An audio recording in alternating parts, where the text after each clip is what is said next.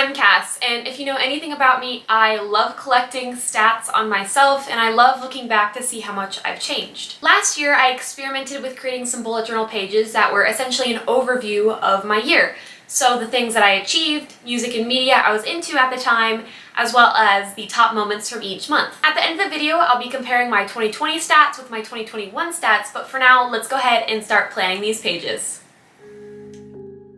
All the pages that you'll see me set up in today's video are super easy to set up yourself. In fact, all I used was a 0.5 Artist Loft fine liner. One main color I used throughout, in my case it was a gray Tombow with the code N75, but you can use any particular color that floats your boat. All these spreads required was to do simple block letters and a bit of calligraphy, then the rest of the pages are filled with the actual main point of the pages, which are the lists. My first page that you can see me working on is my achievements of 2021 and my favorite events of 2021. This is one of my favorite pages to brainstorm for because most of the time, all of the achievements we work towards get brushed under the rug after completing them because we rarely take time to celebrate them and instead push on towards our next goal. So I created this page as a hub of all the things that I'm proud of and have accomplished this year. That way I can look back year after year and see all the things that I was proud of at the time. Now, this can be anything big or small. For me, buying a car is something that was a very exciting first, and so was traveling out of the state of Texas for the first time completely alone. And since a few of my other hobbies are measurable, I was proud of hitting 1,000 subscribers on YouTube, and finally, after years of saying I was going to, I opened my Etsy shop and have made over 75 sales.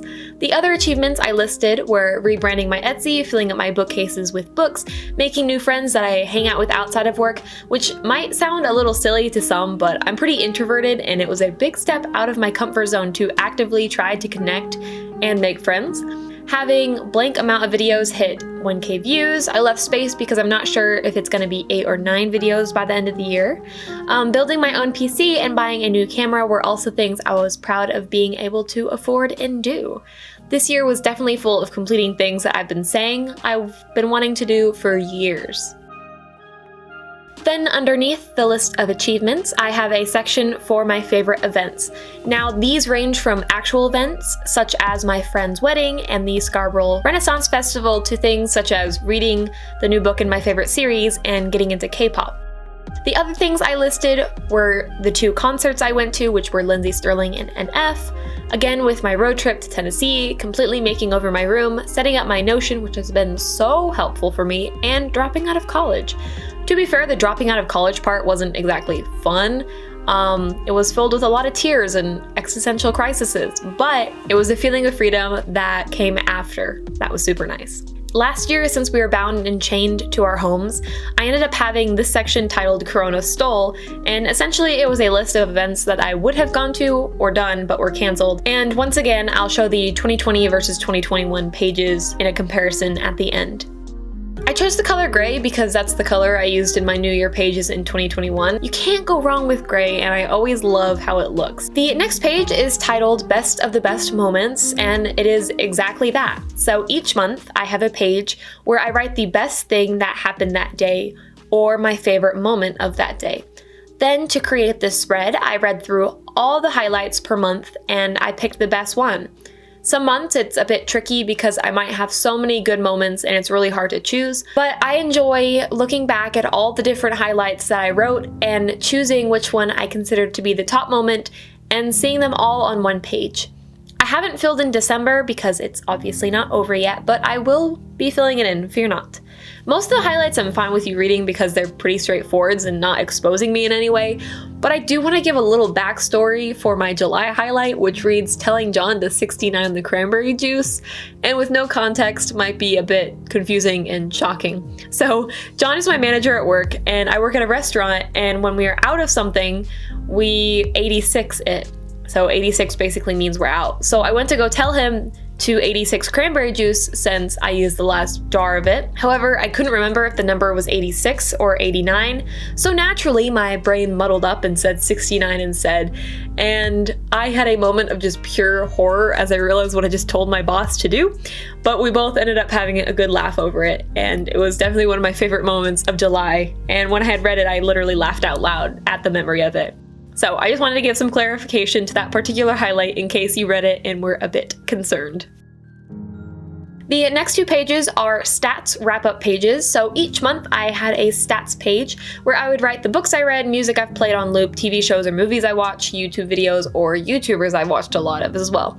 Now I already have a place to write all the books I read each month, so I didn't include that here, but instead have two main columns that are titled Bops and Binges. Then I added a little section this year near the bottom where I listed my top 5 favorite new reads of the year. Neither of these lists are super strict or organized in any way, and sometimes you just need some bullet journal pages like that. So for my Bops section, I listed artists, songs, and some playlists that I have on Spotify that I listened throughout the year.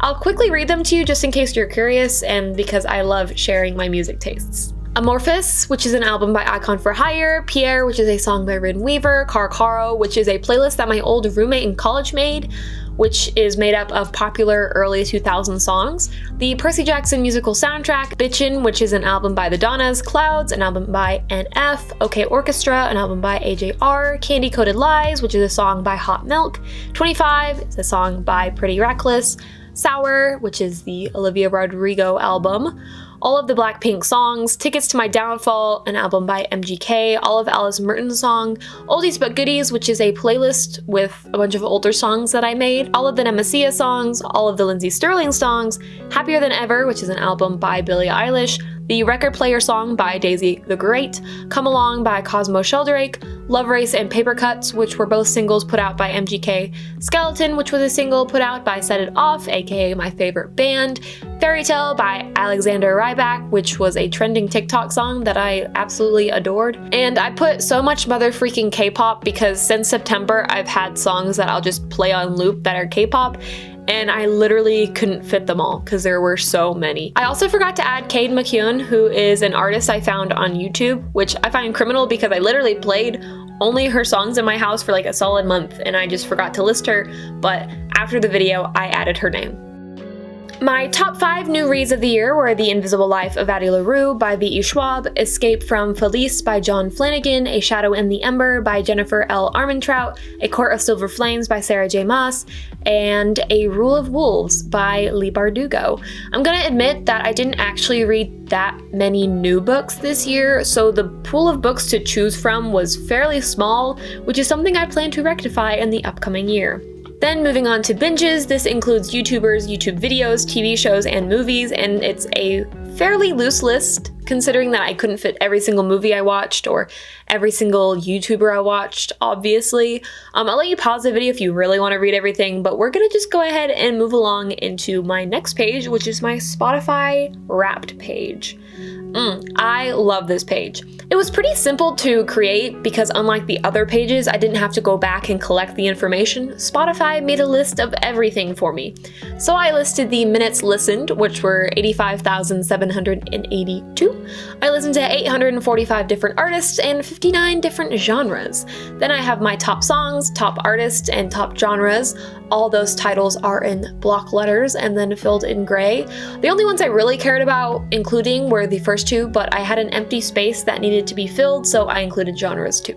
My top songs were, first don't judge me for my Korean pronunciation because I do not speak Korean, but Nolilio Ganda, Don't Tease Me My Speed, which I played 149 times, which might be accurate on Spotify, but that does not count how many times I listened to it on YouTube while watching the choreography video. Like, it is an embarrassing amount of times, so it's probably closer to over 200 times.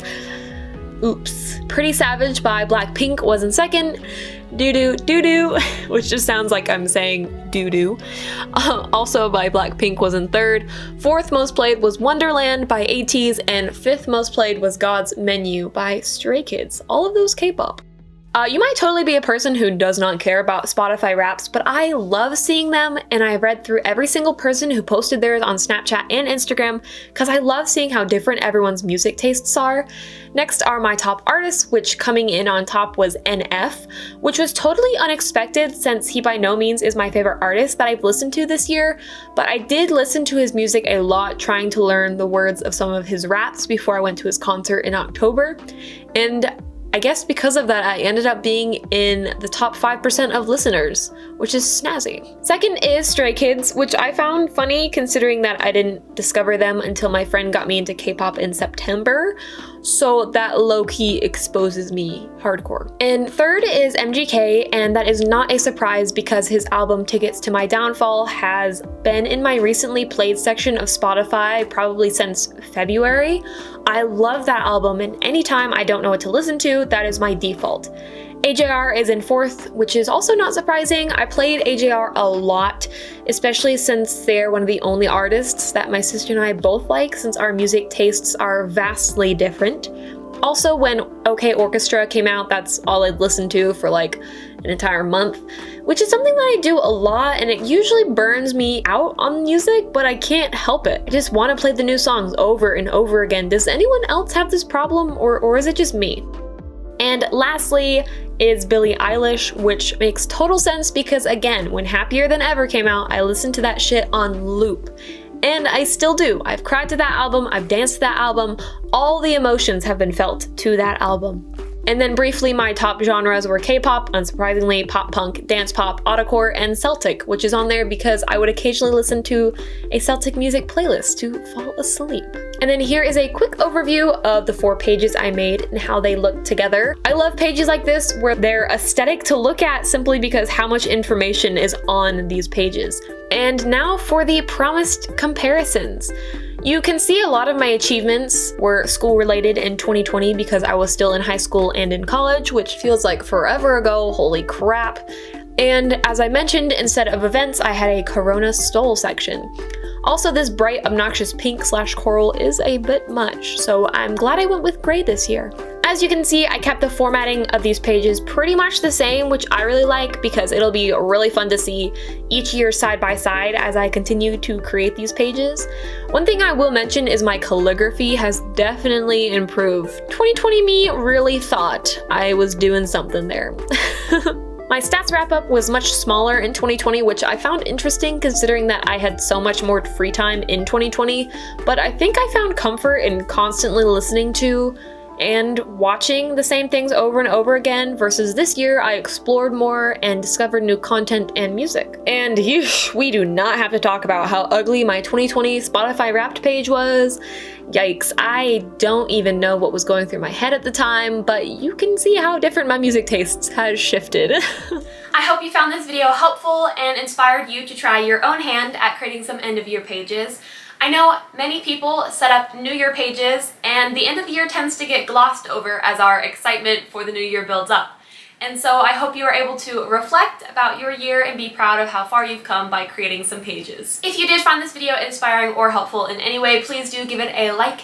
And if you want to see more bookish and bullet journaling content from me, please do consider subscribing, and I will see you in the next one. Toodles!